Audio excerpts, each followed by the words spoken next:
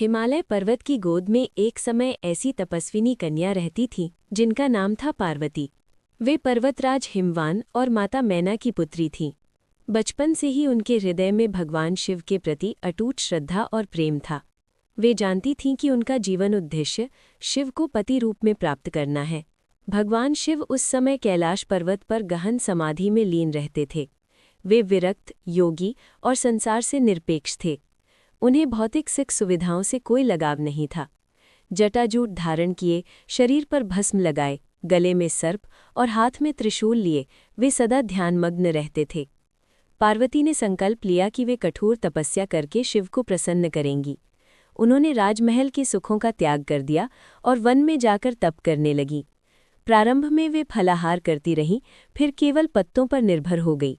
धीरे धीरे उन्होंने पत्तों का भी त्याग कर दिया और केवल जल पर रहने लगी। अंततः उन्होंने जल भी छोड़ दिया और निराहार रहकर भगवान शिव का ध्यान करने लगी। उनकी तपस्या इतनी कठिन थी कि देवता भी आश्चर्यचकित हो उठे। पर्वत, नदियाँ, वृक्ष और पशु पक्षी सब उनकी भक्ति के साक्षी बने। माता पार्वती का शरीर क्षीण होता गया, परंतु उनके संकल्प में कोई कमी नहीं आई। उनके मन में केवल एक ही भावना थी, शिव ही मेरे स्वामी हैं। भगवान शिव ने पार्वती की कठोर तपस्या को देखा, किंतु वे उनकी परीक्षा लेना चाहते थे। एक दिन वे एक साधु का वेश धारण कर पार्वती के सामने प्रकट हुए। उन्होंने पार्वती से कहा, देवी, तुम जिस शिव को पति बनाना चाहती हो वे तो अघोरी है, भस्म रमाए रहते हैं, सर्प धारण करते हैं, वे राजकुमारी के योग्य नहीं है। पार्वती ने शांत स्वर में उत्तर दिया, आप चाहे जो कहें, पर मेरे लिए शिव ही सर्वोच्च हैं।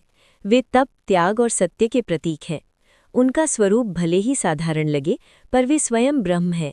मैं उन्हें ही अपना पति मान चुकी हूँ। साधु के वेश में आए शिव मुस्कुरा उठे। उन्हें पार्वती की अटूट श्रद्धा पर गर्व हुआ। तब उन्होंने अपना वास्तविक स्वरूप प्रकट किया। दिव्य ज्योति से आकाश आलोकित हो उठा। माता पार्वती ने शिव के चरणों में प्रणाम किया।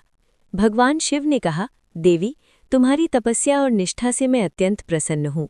तुमने सच्चे प्रेम और धैर्य का उदाहरण प्रस्तुत किया है। मैं तुम्हें अपनी अर्धांगिनी के रूप में स्वीकार करता हूँ। ये वही पावन रात्रि थी जिसे आज हम महाशिवरात्रि के नाम से जानते हैं। इस रात्रि को शिव और पार्वती का दिव्य मिलन हुआ। देवताओं ने आकाश से पुष्प वर्षा की और चारों ओर मंगल ध्वनि गूंज उठी। विवाह की तैयारी आरंभ हुई। कैलाश से शिव बारात लेकर हिमालय पहुंचे। उनकी बारात अद्भुत थी। गण, भूत, प्रेत और योगी उनके साथ थे। उनका स्वरूप देखकर कुछ लोग चकित हुए, पर माता पार्वती के मन में केवल आनंद था। जब विवाह का शुभ मुहूर्त आया, तब शिव ने दिव्य और सौम्य रूप धारण किया। वे चंद्रमा से सुशोभित मस्तक, गले में रुद्राक्ष और त्रिशूल धारण किए अत्यंत तेजस्वी दिखाई दे रहे थे। माता पार्वती लाल वेश में सुसज्जित थीं। उनका मुख चंद्रमा के समान शांत और उज्ज्वल था। वेद मंत्रों के बीच उनका विवाह संपन्न हुआ। ये केवल एक विवाह नहीं था, बल्कि शक्ति और शिव का मिलन था।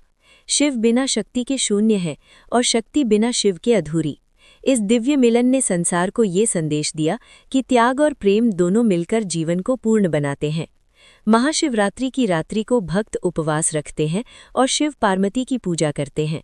इस दिन शिवलिंग पर जल, दूध और बेलपत्र अर्पित किए जाते हैं। भक्त प्रार्थना करते हैं कि उन्हें भी पार्वती जैसी अटूट श्रद्धा और शिव जैसा धैर्य प्राप्त हो।